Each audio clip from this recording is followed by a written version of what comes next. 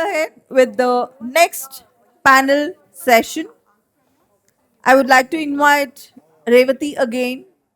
So now we welcome to our dynamic panel discussion, funding the future, empowering entrepreneurs, and closing the venture capital gap. Can we can I please request all our delegates to please settle down?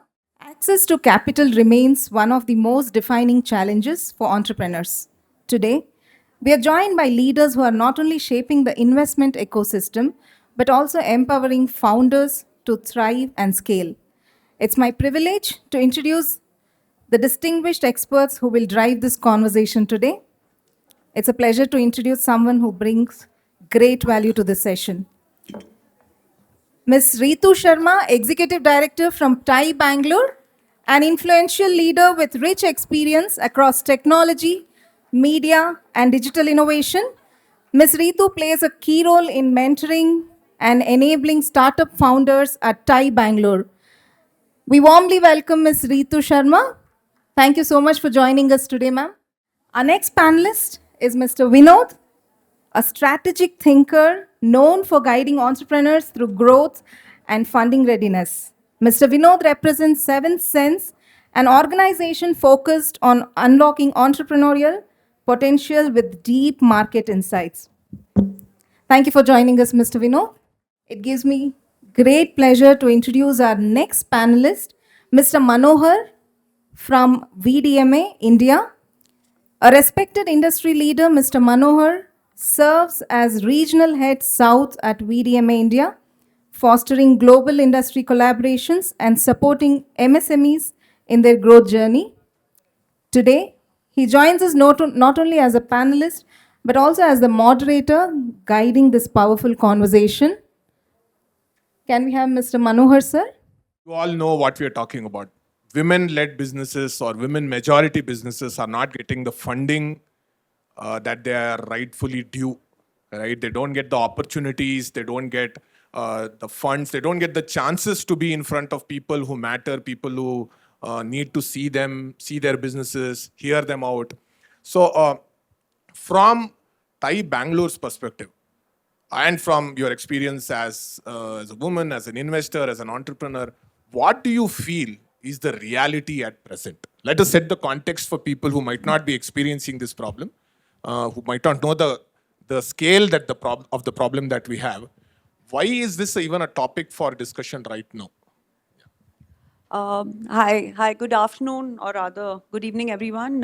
It's an absolute honor to be here today, and amongst this time, the audience is looking diverse on the other side. You know, whenever I go for any summit, and the ones that we, arrange for as well, you always have 20% women and 80% men. I think the coin has flipped today, so very happy to see that. So before I just dive right in, let me just set the context with some stats so that, everyone, I'm sure people are aware of that, but more than that, I think it gives me great pleasure to keep repeating it. So let's talk about the MSME space in India, right? Women MSMEs contribute to 25% of the Indian MSME, share, which means in every 4 MSME or MSC, as you would want to call it, there is one woman.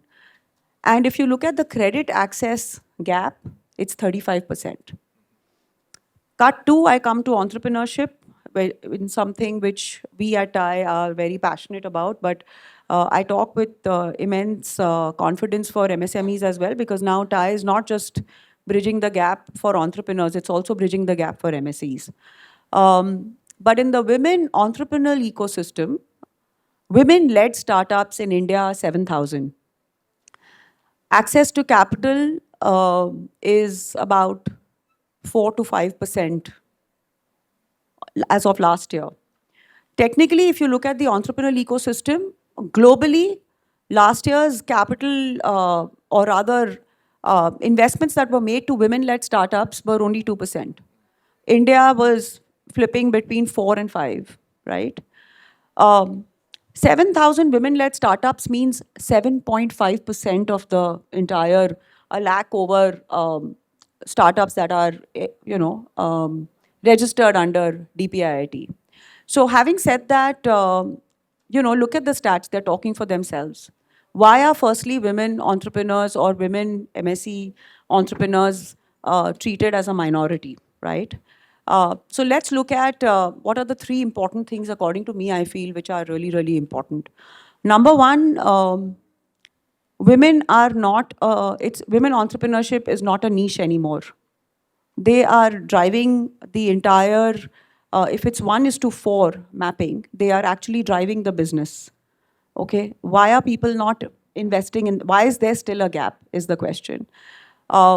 Secondly, if you look at how women entrepreneurship is being led, how women entrepreneurship is being led is we don't ask for what we want. We don't articulate. The panelists sitting before, our panel were talking very, very, I mean, I thought there were, so many overlaps that they were mentioning about. We don't show up, we don't ask. And let me tell you one thing, if you don't ask, you will never get.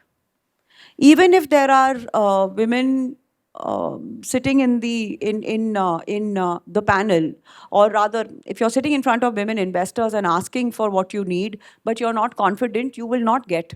You will not be able to.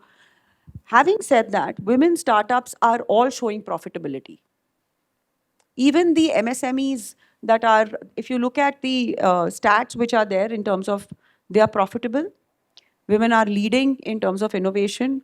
They are creating more jobs because that's what women lead, what women leadership, what women leaders do. They hire more women. They create products which actually reach larger segments. And therefore and thereby, they actually magnify the effect of employment. And we are still looking at and questioning the fact that why are women not, why are they not setting the grounds in terms of why are they not getting those investments? So in summary, I feel if a person or any investor wants real ROI, they need to start looking at women startups very, very strongly, because women run their business super smartly. They do not run, while empathetic leadership, EQ is all good, but women are always smart because they are entrepreneurs at home. Let's not forget. We run our households like a business, right? We have a budget, we have a fund that we get every month if we are not earning, and we run the house, and that's how it is. So, it's a joke in my house. I tell my helper, I tell her, I say, run this kitchen as if you're running your business. Tell me what you need, prep. Well in advance. Yeah, prep your logs because she knows how to write. So I help her wherever she can't articulate. Prep your monthly expense. Tell me what it's going to, and that's how you will learn. So we have to inculcate, that kind of entrepreneurship start as micro as that. But coming back to the whole funding piece, my sincere request is that we really need to ask and we really need to show up. Women are doing it, but we are very, very low in terms of the percentage points. There are a lot of avenues that are available, and in today's time and age, we still have gaps, and we will discuss as we go along into the discussion in terms of where women entrepreneurs are sitting and how investors are looking at that. But in today's time and age, I will summarize this by saying that women entrepreneurs are actually at a level playing field. They are not doing small businesses. They're actually running very profitable, solid organizations, and it's time for investors to start looking at women really, really seriously if they want smart returns. Absolutely. So that's my take. Absolutely. So, context set by Rituji on why this is absolutely important, not just for women founders, but also for people who are investing and looking at returns from these investments, right? So this discussion as a ship has now found its captain. We have our moderator, Mr. Manoj. So may I welcome him on stage. We've just started. So we just looked at one particular topic, and what Rituji said resonated very deeply with me. If you don't ask, the answer is always no. So be it as women entrepreneurs, be it as male, irrespective of gender, irrespective of vocation. But I think the ask has to be stronger by women because the hearing ability on the other side is still developing. So I think women need to ask more strongly, ask more persuasively, and ask more consistently. With that, may I request our moderator to please come on stage and guide the rest of the discussion. It gives me great pleasure to introduce Mr. Manohar from VDMA India, who brings a unique perspective for this session. Heartily welcome, sir. Thank you so much for joining us today. Over to you. Good afternoon, dear friends, ladies and gentlemen. It was very nice to hear Ritu speaking. Unfortunately, they are on a panel women's empowerment seminar. There are 2 males and 1 woman. That's a surprise. And also one thing I really like what she mentioned is women entrepreneurs are businessmen at home. I like that. I hope my wife hears it. She would be very happy. Yes, that's the way historically we've been managed. Yes, good. We sit today at the heart of world's 3rd largest country, startup country in India, and where women today are driving only 20% of the MSMEs in the world, in India across. That's a very sad story. There are almost 163 million MSMEs employing 123 million people, but only 20% of that is owned by women. So that's something that we should look at it, and we should take it up.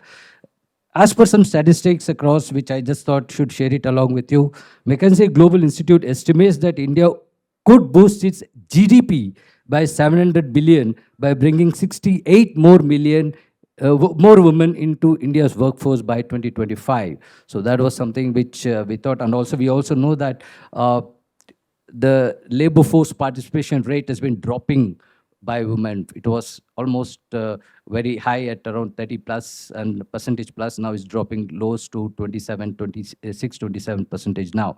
So despite this progress, women-led startups receive less than 2% of venture capital funds in India. That's a very sad story.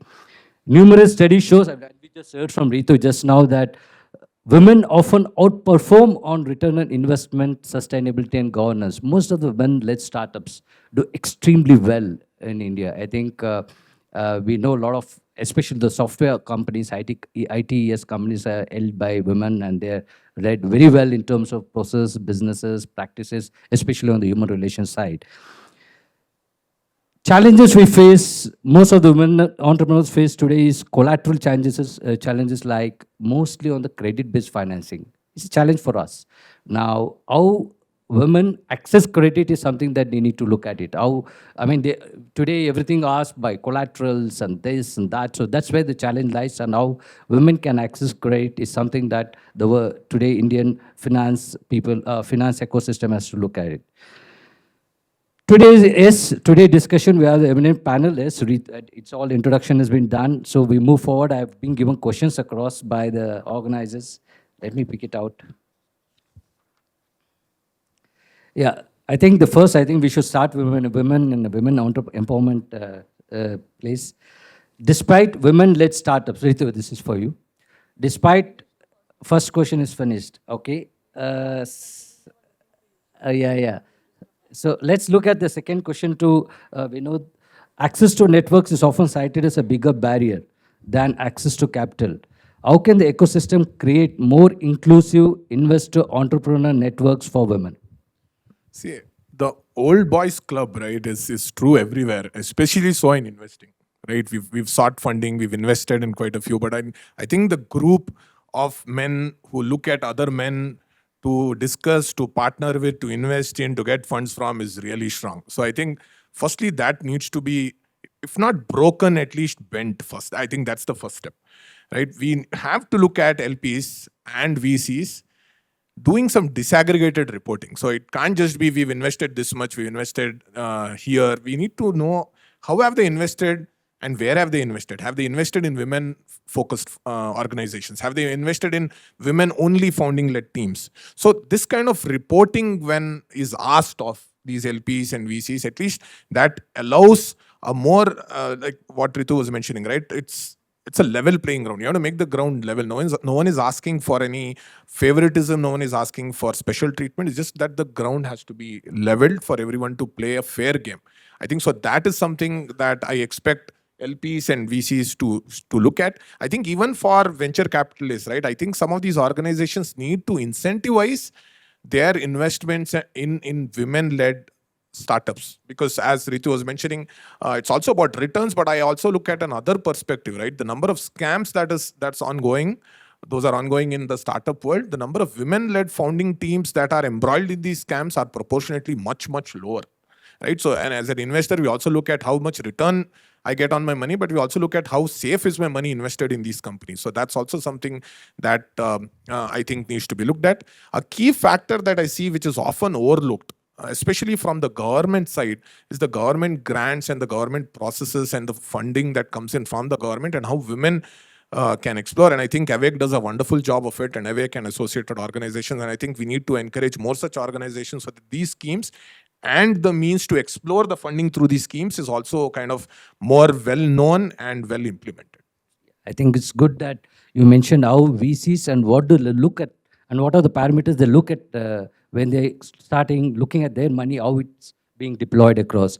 Taking a cue from that, Ritu, the VCs and today, what do they look in organization led by women? What are the very key factors, the key parameters do they think they look at for taking, putting at their money, or the LPs look at when they look at putting at their money? What are the key parameters or features they look at in organizations where women led or women being driven?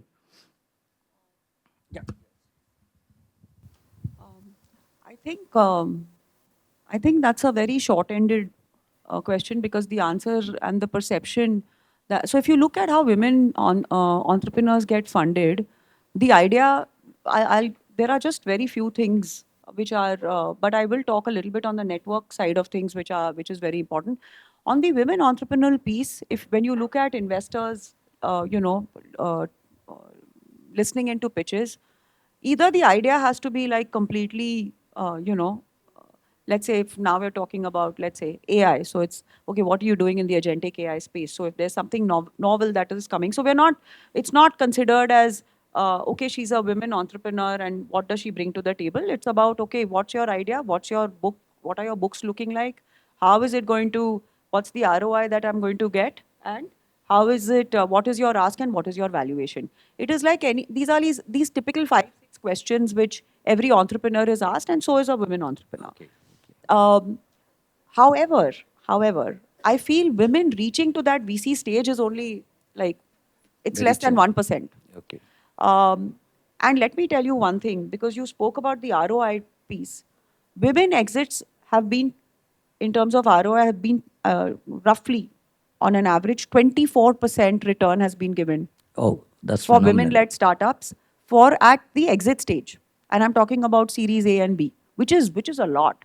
24% is a lot. Women get stuck at pre-seed and seed. They don't even reach Series A and B is so low in terms of the, so it's not a level playing ground at all. So if I had to kind of turn the, flip it back to your Back to you. question, to give some context to the answer. One is that, see, in entrepreneurship, network is absolute gold currency, right? You have to be, if you are there at the right time and at the right place, and you are networking with the right people, People. the entire growth trajectory changes, even if you don't have access to capital, because that will eventually come. Yeah. But the problem here is, and where I see where there is a mind shift requirement. One is we need more seats at the table for women-led women-led Women-led investors, business, yeah. right? They have to be sitting in those seats in funding so that they are able to, if there are more women in the VC gear, there will be better deal flows for women entrepreneurs. Number Yeah. one. Number two, I think it's very important that we go beyond just metros, right? So environments like virtual classrooms, how are we kind of educating and going beyond and creating opportunities for startups which are beyond the metros, so that it actually benefits everyone and not just women. The right startups who need that funding should be exposed to those environments. True. And third is, how do we bring in curated networking sessions? how do you map the right founder to the right investor? Yeah. And so networking environments have to be more curated than just incidental or, okay, this is let's say event is happening, let me go and I'll land up meeting investors. That's not the way you Yep. land up. So at TIE, we really focus on. We might not be bringing bringing out the largest deals, but we do something called as an investor connect, where it's an open level, and we're very focused on Thai women as a cohort, and we focus on how do we make sure that they not only get to the next level, but they are well taught and well mentored to be able to ask for what they need. And that is something where organizations like TIE, Awake, and many more are actually coming to the forefront. We want the women startups to now come forward and say that, this is how I really, really benefited from these organizations. So I think, and the most important thing which I feel we miss out as organizations is we don't collaborate together. We only meet in sessions like these. I mean, I will get a call. Can you come and speak here? Can you meet this? Can you mentor somebody? Or we don't really collaborate and create very solid programs, because I might be focusing on early stage startups. Let's say CII does more industry connects and takes care of more seasoned startups, whereas Awake has a mix of MSCs. How do we all collaborate together as one unit and actually create an experience for our women startups? I think that is a bigger takeaway that we need to really, really focus on. And automatically deal flows will happen, investments will happen, money will get in. True. So I think that is something that we really, really need to contemplate as Yeah. business owners, to kind of see how do we bring more traction to our Yeah, I women think this is a startups. very valid point that we need more women-based cohorts and more people sitting at the desk, on the dealing desk with women who can help connect the right way across to see that the funding will happen. But you made a very valid point on the mentoring process, which I thought would be very important. Is there something, just to follow up on that same question, is there in the entire women fraternity in the entrepreneurship side, unlike I do know a lot of a lot of mentoring we do for at least few entrepreneurs who led businesses across. But is there something lacking on mentorship for the women fraternity? Is there something that is not pushing them or pulling them up? Is there a push factor? Is there no push factor or no pull factor for them to take them up on the value chain? I think the motivation is low on mentoring. And I feel sometimes I've seen it as an experience. I've been with TIE for the last, I'm not saying all of it is but everyone is the same. And I'm not kind of boxing folks into certain this. But I feel because we do mentor connects a lot, and we really invest time on the women cohort. Uh, but I've always seen that a lot of women entrepreneurs will rely more on their husbands or family and friends and talk about. Whereas, how do we, at TIE, we are very, very particular that we connect them to mentors who are part of their industry, so that they are able to get that right perspective, right? I just feel that the motivation is slightly lower. Um, Sometimes I'm very strict when it comes to the mentoring part, and we disqualify. And a lot of women get a little, sort of, yeah, they step back and they're like, I'm so sorry, can you give me another chance? And you can easily tell that they are really sorry, and you get them back in. But sometimes I feel like last year, I remember, I'll give you an example. Our cohort just took everything for granted because we gave everybody everything on a platter. And that's when I realized this year we are going to be a little bit more prudent in how we gave the same experience, or maybe more, I think. But it was a fantastic cohort. Everybody was like, because we gave so many examples, we brought in the right people, and we open it up. It's not like a women-led forum. We have diversity is very important, I feel. There are certain, I feel certain mentors. I think men are very good mentors, actually. I'm not saying women are not, but because I think uh, historically they've been mentoring, right? I mean, even at home, husbands will always mentor their wives. Historically, I'm saying, and there's nothing wrong. I mean, my husband is my best friend. He's my first mentor, actually, because he's been an entrepreneur, and I take advice from him, right? So I think it's just very natural for us to be able to go there, and I feel that they do a really good job. I just feel that mentoring as a vertical is not taken very Seriously. seriously. They feel okay, it's okay. I'll still manage, or I'll come and do two. When we say you need 6 mentoring sessions, because each mentoring session will give you a different perspective of your business, they'll be like, okay, I'll manage the other 4. 2 are good to go. So True. now we are kind of bringing in Getting a lot of lot of, yeah. Sorry, it was a long answer. Yeah, it's fine monologue enough. I answer, think, but- yeah, mentorship is something I think is very important that women entrepreneurs should take it very seriously, as Ritu mentioned, and they should attend it quite seriously and look at their mentor as a person as a best friend whom they can always connect for all their business needs. Taking a cue from that mentorship and also we also discussed that we also know that we need women on the dealing table to sit and talk over and all. So what strategies can help a woman entrepreneur scale confidently when they are at the desk, and what are the things they should look at? What are the things they should keep it best on the table so that they can strike a deal with when they're sitting with for funding with the people for or the investors across?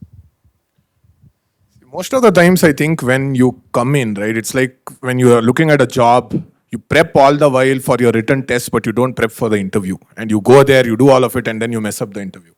So that's the case with a lot of funders when they get this final presentation in front of the VCs. So I think the mentors here play a very, very important role, not just for this presentation to VCs, but also the survival of the business and for the business to take the right course, right? There's a saying in Gujarati which says, a business that survives for 1,000 days survives for 1,000 years.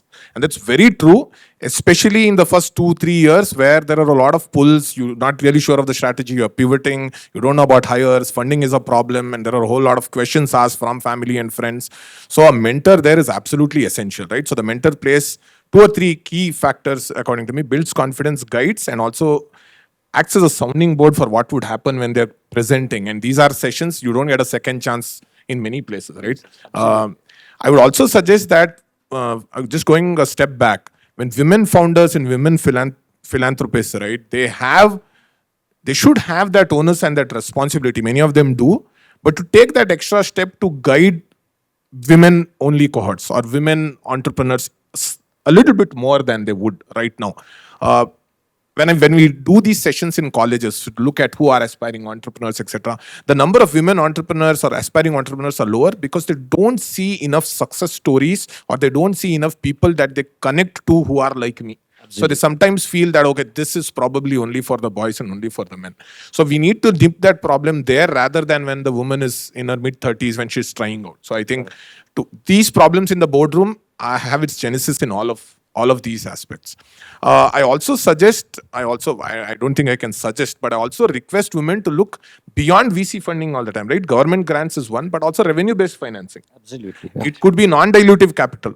So I think there's a lot of glamour, etc., surrounded with, a person had diluted his stake and has gotten X crores as a pre-seed. Yes, that's a good way to go, but that's not the only way, right? So women and others should also look at, let's say, bridging the funding gap, right? There's not one way to reach the end goal. There are many paths. So women should also be open to this. And we have seen that when you get this chance in front of the VCs or investors, having proof becomes very important, right? Proof could be in terms of deals that you've gotten, proof could be in terms of KPIs that you have met, proof could be in terms of growth that you have achieved. And after that, there is, as Ritu said, those questions are the same. So to get to that stage, I would say it has to be kind of blind due diligence. I don't know how many LPs or VCs are okay, but don't look at who's pitching to you as your screening profiles as they go to the final table. Right? So those are my suggestions. I can't sit here and say these are my prescriptive recommendations. I could only hope that someone who's listening, someone who gets this message also says, oh, there's some logic to it, let us try. And what someone said in the previous panel, right? They said something else. 1 is an aberration, and then 3 becomes like a wave, right? So if enough people do it, and I think that's going to be the case where, in my time, women playing sports was not even encouraged. Now we see women winning everywhere, right? It's a source of pride. That's you see enough women win, and the next generation parents are going to support their kids play. So I think that's the cusp in which women entrepreneurship is there right now, and I think it is dependent on all of us to push it to that side where this becomes a norm rather than the exception. I think that's a valid point.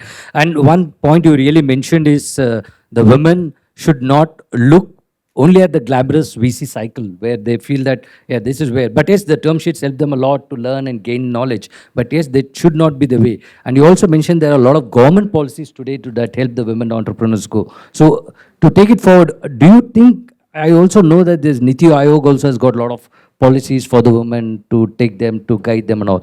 Are there any, or you can tell any such policies on the government side that could help women beyond the VCs across? Okay, so for example, there's an organization that we work very closely. It is called as Hak Darshak, right? So I'm not here promoting any organization, but since you asked, again, there's no hidden agenda behind it. If you go into that app and you put in conditions that you have, right? It could be about age and where you are, your profession, and what kind of areas you're operating in. It kind of tells you state by state what are the schemes that you could opt in for. It just gives you that information. You can go out and opt in for on your own, or you could use their facilities to kind of get assistance to apply to these schemes. So I can't say there is one scheme that probably all of the women entrepreneurs who are sitting here can benefit from. But if you're looking at as a woman who's less than 30 years old, who's probably into like a manufacturing-based sector, which is in a priority sector in Karnataka, the way to get those loans might be different from someone who's in Odisha doing something else. When we work with UNDP has a scheme known as Youth Collab. I'll just give you that example. correct. Someone who's less than 29 years of age, every year UNDP has a call for applications in 5 thematic areas aligned to SDGs. And if you are an entrepreneur who's less than 5 years into your entrepreneurial journey, the priority is for women entrepreneurs in this particular space across the country. You could apply. You not only get mentorship, you get seed grants of up to 80 lakhs, and you have the chance to be mentored, not just in India, but also abroad in an area or in a field that you want. So let's say packaging is a problem for you, or quality is a problem, or even sales funneling is a problem. You get mentors for each of these. True, true. So Hak Darshak, and I think there are pretty much other schemes that you could look at. But I think for me personally, when people ask what are the schemes, I go to Hak Darshak to kind of guide. Yeah, I think also there are a lot of schemes on the Niti Aayog that I know of that would help the women entrepreneurs exceedingly well. Now, one good point you also mentioned is today women play a big role, especially on the sports side. So coming back to you, Ritu, is there a way, I mean, let's look more on the cultural side and on the growing up side on the women's. So we know that, I still know during my days in 10th standard, women used to score all the highest ranks and highest percentage in results than boys. Girls score high in 10th standard. I think even today is true. Even in 12th they do high. Afterwards, it's all tapers down. Somewhere get lost. Where do you find is the gap? And is there a way that people here sitting here can look at it differently to nurture women or girls to so that they lead entrepreneurs to be leaders in India tomorrow? So it's very interesting. A couple of years ago, I was doing some research. I had to go and speak about, it was again on women entrepreneurship. And it was in my corporate days. So, and I was one of the very few women leaders in that organization. And I did some research, and these stats are about three years ago, that there were close to about 65% women students who took up STEM as their choice of career. And by the end of it, when they finished and actually reached the workforce, it was the percentage that was left actually going into the workforce was about close to 18 to 25%. There was a huge drop. And it could be there were 2-3 layers. One was, of course, they went into the workforce. They were very harrowed. It was a very male-dominant environment. They couldn't adjust, and they quit and moved into softer zones where they felt more heard and more accepted. Then, of course, you have all of us go through the cycle of marriage and children, and we all take our breaks. True. That's And there are a lot of women who are extremely passionate about what they do, and it's not about entrepreneurship. I've been in a corporate environment for 28 years before I joined TIE, and I have been an entrepreneur in all the leading roles that I have performed, because Leadership just comes, you know, either you're there or you're not there. You just hone your, you know, your abilities and your skills, and you. So there have been women who have been extremely passionate about what they do. They work till the last day of their pregnancy, and but after delivering, of course, they take that hiatus, and so be it, right? I mean, each of us go through our own cycles, and we come back to work. But so there were experiences where women came back and their jobs were taken. They had to restart, and everything which you would male employee wouldn't go through. And this is not this fight between male and female. I'm just talking about True, how you know, it's happening in the normal. So then it really disturbed me when I saw those stats, and I was like, who are the organizations that are actually working to bring these women back into the workforce, right? And we work very closely with Neha Bagaria, who leads Jobs for Her, which is now rechristened to Her Key. She focuses only on women who are coming back into the workforce after a hiatus. Women are so scared to take sabbaticals because they feel that their jobs will go and they won't have. Until such time, I think a lot of HR, now we are at a point where a lot of HR Encourage it across. HR is encouraging, and there are a lot of women who are sitting at the CHRO level, and they are driving policies to say that, you know, this is all, it just doesn't make sense, and you can't, you know, change people's job responsibilities just because she was expecting, because that's natural course and things like that. But earlier, so we have environments like Herkey and many other organizations that are actually focusing to bring women back into the workforce. We at I have collaborated with them and trying to see what programs we can do to nurture these the women force back. Um, Let me tell you one thing in this room, and you know, whatever it is, we are doing extremely well. Excellent. You know, women entrepreneurs, whether in the startup ecosystem, whether it is in the MSE system, ecosystem, or even MSME, whatever, every women startup is doing extremely well because we are innately born entrepreneurs. We know how to run businesses. We do extremely well. Bootstrapped companies are, women-led startups are doing fantastically well because they are running with vigilance.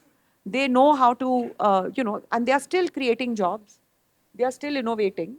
They are still profitable. Their customer traction is fantastic.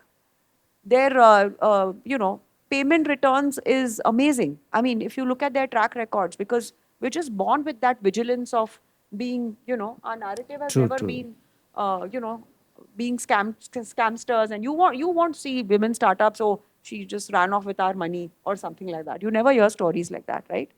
And I feel that that is the confidence we have to lead with. And women, when they, so when, even for that funding piece, right? And I agree completely. Um, VCs are not, or angels are not the kind of environments that one needs to really go to. Yesterday we were talking to HDFC. They have 1,200 crores set aside just for startups. And those are debt deals, so be it. If you look at Bootstrap, you have to really want to raise money when you want to accelerate, and not because you're running or fueling out and you know True. your reserves are over. That's not the time to raise money. The time, because that's the time when you're in a desperate state and somebody will just, you know, take you for a ride, whether it's for your equity or for whatever else in terms of the terms and conditions in your term sheet. So my piece is that stick to what you're doing, Yeah. ask for money, and go safer. Even look at we don't even have to go to Niti Aayog. Our government of Karnataka. you have Elevate, Yeah, yeah. which gives 50 lakhs to every startup, and they give it to about 100 startups, right? True. And there are multiple others. I have, in our Thai women cohort, we have so many women startups that are bootstrapped and are working only on grants and have created global companies. True, true. They've never liquidated their equity. Yeah. So I think as women leaders and women entrepreneurs, I think we are on the right trajectory. We just need more of them, and we should not be feeling, Yeah. you know, any lesser than any other man sitting in the room, because I think we're far better leaders. And sorry, I feel I should have been the moderator and you all both should Yeah, have been yeah. the panelists. But I feel that We can still switch roles. I just feel that there is so much that we bring to the table, and there is enough and more proof at the on the table that True, true. women entrepreneurs are really, really thriving. Yeah, that's one important question you also told in the beginning was the STEM. The women started pursuing. But when we, I mean, me being a mechanical engineer, we attend organized symposiums or seminars in the manufacturing setup, we see this all male dominated, not women dominated. But yes, today is changing, no doubt. Yeah, very But little. It's why always is it so skewed across? Is there any reasons, or is there anything No, that? I think it's just you have to make your headway. Okay. We have given away our power. Yeah, yeah. You know, yeah. we've let it be. We've kind of given it away to say that okay, this is a male dominant environment, and I don't want to be there. I'd rather focus on something that you know works well with my personality and which I am confident I can run. Yeah, I and think- that's where we are. I was talking about my previous stint as a woman leader. I was the only country head across the globe. It was a global unicorn that I was working for, and they brought me with a lot of pomp and show. That it was like exhibiting to the world. You know, she's like the woman country head, but it's a boys' club Yeah. because everything, the entire basis and thesis of that organization was technical, and they hired only male engineers. Yeah. And but at the mid level, they had women, but then at the technical level where they ran hackathons and everything, there were only male engineers. So I'm like, I was like, you might be giving a different narrative, but I'm really sorry, it doesn't work. And the STEM stats have changed. Changed, yeah. Lot of women are like in our cohort in the health we had almost 30% of our Thai women cohort this year was focusing on healthcare and Yeah. health tech. Yeah, yeah. So a lot of the STEM narrative is changing. Just that for some strange reason, manufacturing, Something, ESDM yeah. is very male dominant yet. Yeah, but let me tell you, I mean, I work for a European Manufacturers Federation. Whenever I walk in Germany or France, or when I walk through the shop floor, I see a lot of women folks there. There are a lot of women folks working on the machines with the robots, doing that and this. But I do the same thing. The HR teams or HRs in India don't look women for manufacturing. Somewhere it's skewed, but it's the same. I mean, I talk to the people in these manufacturers. Do you see a difference in productivity between a male worker and a female? They say no, it's the same. So I think there's somewhere that thinking that it is manufacturing is only male dominated or male. Seeing that concept or perception should change and it should move more towards. And I think, as you rightly said, when women-led organizations in the manufacturing, probably the GDP of manufacturing in India will go from 70 to 25 very fast. I'm sure about that. Now, coming back to you, Vinod. Thank you. Coming back to Vinod, you are running a CSR across, and you say that CSRs. I think one area I also found. In fact, I have a very close friend who heads a CSR startup too. Most of the CSR startups which I have met across or heard across are women led again. And why is that? And only one other problem I also see is the scaling up. They reach a plateau after some level, and their scaling up is a challenge. Is there anything particular on the CSR side, or is it only unique across to few people around? First of all, I did not understand what a CSR startup is. So we execute Corporate, programs. No, I understand what CSR is, but I meant we are not a CSR startup. We execute programs. Programs through CSR. sorry. Yeah. So is that what you meant? That's what I meant, Okay. sir. So there, as you are saying, why are there more women who are leading CSRs? Is that the CSR, question? yeah. Probably got to do with how empathetic they are. Okay. And also the reason is the scaling up is a challenge, in the CSR startups. Is there a way after they depend more on funds on CSR only, and they don't look at funds outside? No, that's not the case. So let's say your organization, right, or your electronics organization, it's not looking at one kind of customers, right? You are looking at governments, you're looking at probably other MSMEs, you're looking at other countries. So a company that executes CSR programs for others, we do a lot of programs for BFSI, some of that with Awake as well. I think for them, they can't depend on only one of these avenues. And even if you depend on CSR, you could still get grants both from within the country as well as FCRA grants from outside. But it's a classic case of don't keep all your eggs in one basket. Any rule changed by the government in one overnight, you could lose a lot of these. For example, we had a lot of funds from UNDP and UN organizations. A single rule changed by the government ensured that that didn't happen anymore. So for any organization looking at CSR funds, have that as one key aspect, not the only aspect. Look at your funds from private sector, look at your funds from the government, look at it from big corporates. And depending on the sector that you're in, the proportion that you kind of allocate to these can vary. Yeah, another thing also is when you look at the MSME sector, it's even though 20% are women-led, 95% of that are in the micro layer, not in the small sector and medium sector. Again, is that, again coming back to the same question, is scaling from micro to small to medium to large, is there a limitation, or is there something that they should look specifically in terms of mentoring, or is it a capital access? Where is the gap? I would say it's a combination, right? One would be support at home. Correct. Right? I think it behooves everyone else at home to kind of support the women entrepreneurs in their home, right? It is the men, the husbands, primarily could be the in-laws, could be the kids sometimes, depending on the age of the entrepreneur. Second, I would also look at confidence building in young girls, right? That has to happen in schools. I listened to what Sheryl Sandberg said, the ex-CEO of Facebook. She said, men are more confident than they should be, and women are less confident than they should be. So women are more capable, but sometimes less confident of their capabilities. But men, on the other hand, don't know how to do it, but say they will. They'll say, oh, we'll figure it out later.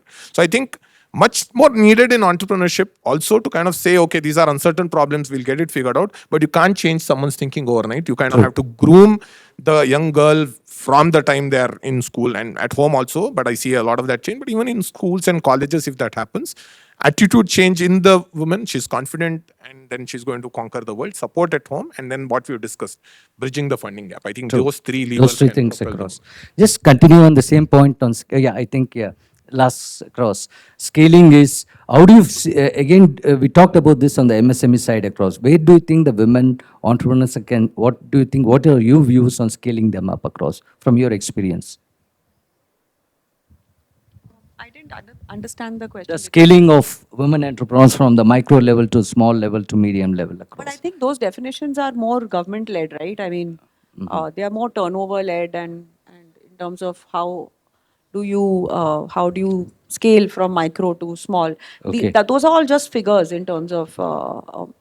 But I think from an overall perspective, I think what we Vinod just said. Vinod just said in terms of the confidence.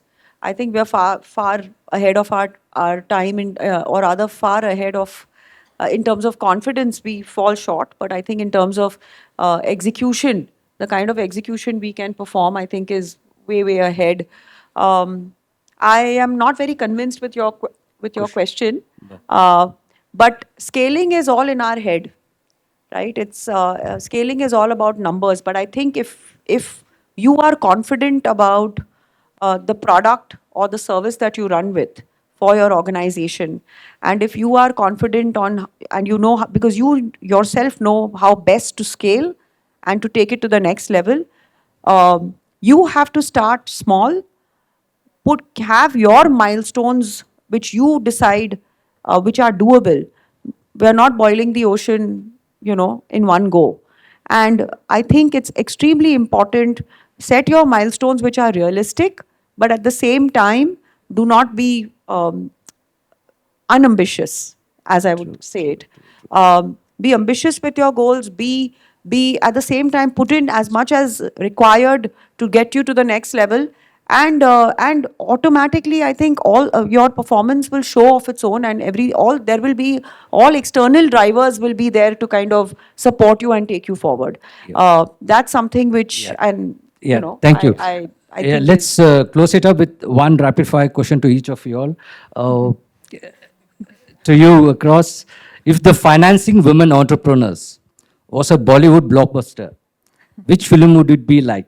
The Unstoppable Dabangg, The Clever Three Idiots, the chaotic like Houseful sequels? the Clever Three Idiots, but I'll be that Fansukh Wagadu. Okay. I think the next and the good one to you, Vinod.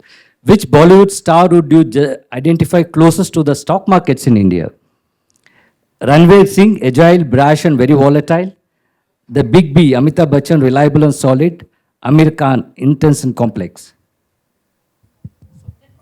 A personal favorite is Ranveer Singh. One, because he's unpredictable, and also what I like about Ranveer Singh, he's not overawed by Deepika, right? Someone probably is a bigger star than him, and I think as a role model that way. And I'm just not looking at Ranveer Singh as a role model because of the flashy clothes he wears and all that. Acting skills probably as good as the other Bollywood stars, but someone who wears his heart on his sleeve, is very proud of the success that his wife has achieved and a star that she is, and a global star that Deepika Padukone is. So I think as a stock market, as we look at ambitious stock markets being one of the global stock indices, I think Ranveer Singh is a good global mindset to have for Yes. Dear friends, let's give a big round of applause to our two talent experienced panelists, Ritu and Vinod. I think you all learned a lot across today, and let's say the future of India's innovation ecosystem depends on tomorrow's smart women entrepreneurs. On that note, let's end the session. Thank you very much for the patient hearing. Thank you so much. I request all our panelists to please remain on stage. We would like to capture this special moment together. I would request now all our board members to please join us. Annapurna, would you like to announce? Now we are quickly set for the next set of Achievers Award.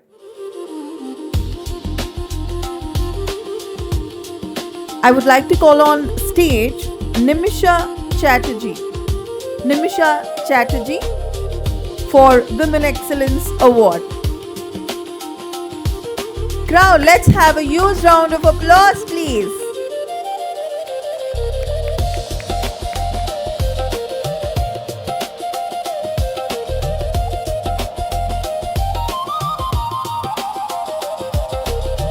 Congratulations, Nimisha.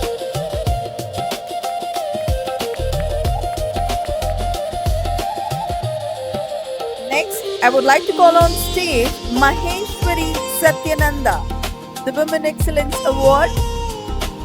Maheshwari Satyananda. Congratulations.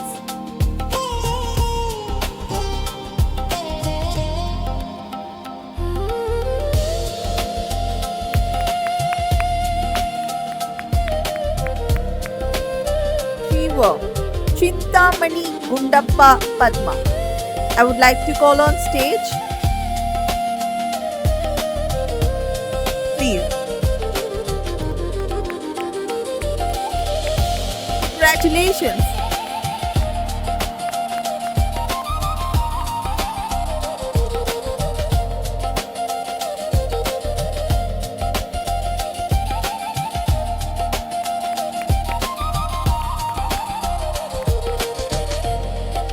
Congratulations once again. Now I would like to call Zishan Ramlan for MSME Excellence Award. Zisha.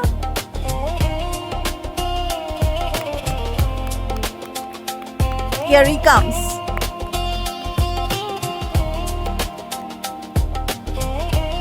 Congratulations, Mr. Zishan.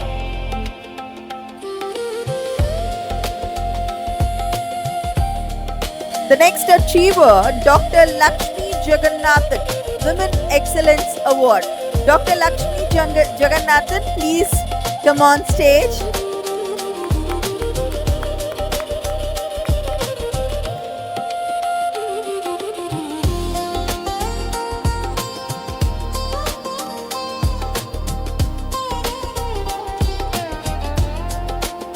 Congratulations, Doctor.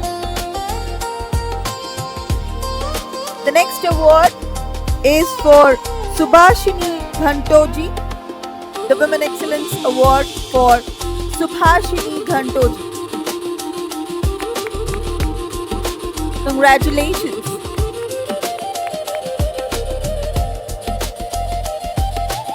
Subhashini Ghantoji, the company secretary, is being awarded with Women Excellence Award. Congratulations. Now may I call upon stage Dr. Sumita Nayak for receiving the Women Excellence Award.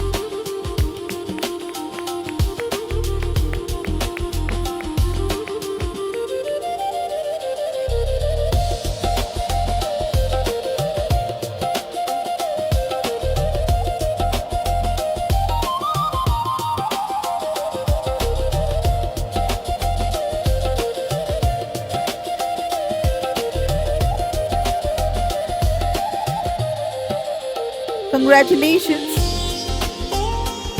I would like to call on stage Radhika Shetty. Radhika Setti for receiving Women Excellence Award.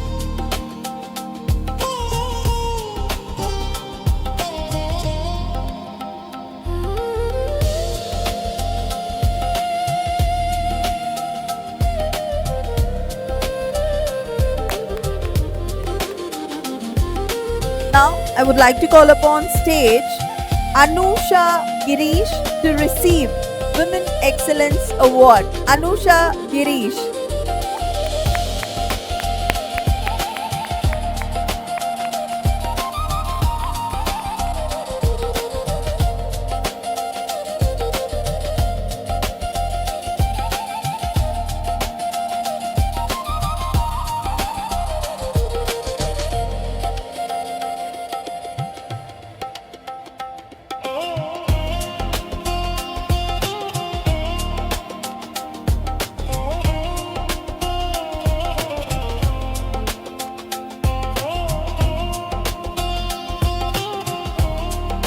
Congratulations to all the awardees, and thank you our esteemed panelists for joining us today. We have 5 more. Let the energy keep coming. Let the aura keep spreading.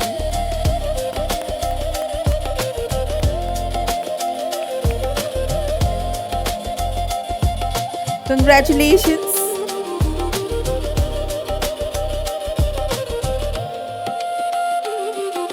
Rekha Anil. I would like to call on stage Rekha Anil, please.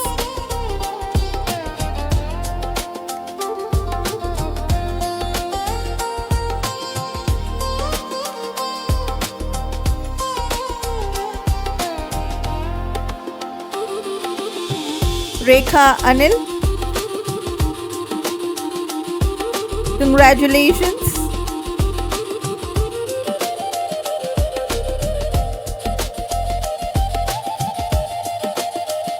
Srinivas Rao from Supermount Pack Private Limited. Mr. Srinivas Rao.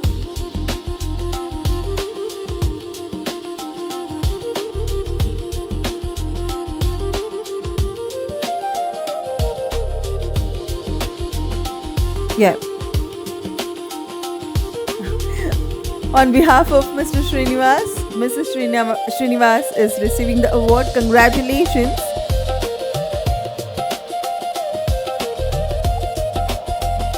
Sama, the MSME Excellence Award to Sama.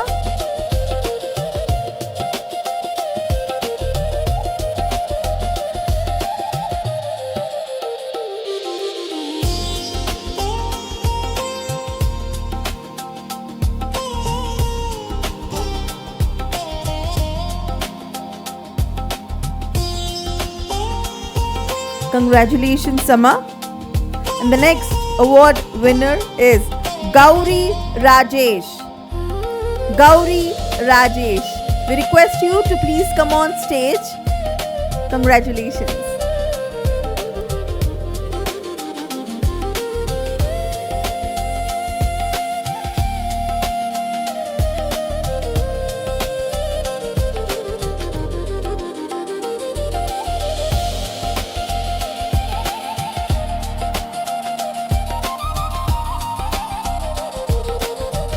I next request Mr. Narayan Phava to please come on stage and receive the MSME Excellence Award.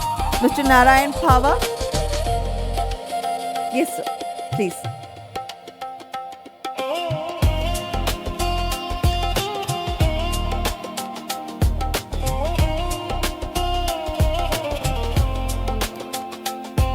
Congratulations, Mr. Narayan.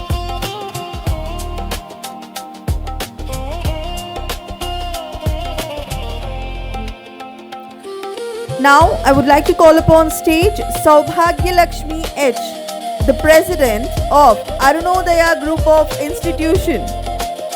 We would request you to come on stage and receive the Women Achievers Award. Congratulations, ma'am.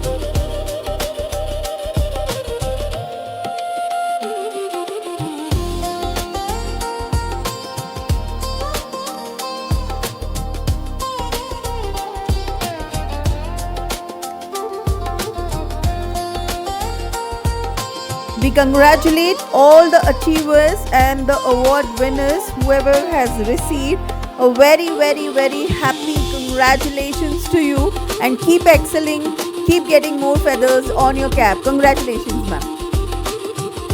Thank you so much, and I would like to thank all the panelist members, the moderator, and of course our committee members for sure.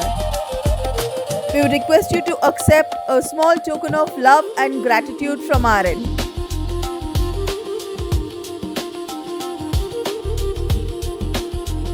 Last but not the least, we do have a very wonderful panel session which is going to be up beyond the paycheck. I would request everyone to be here to witness the women, wealth, and the new wave of economic power.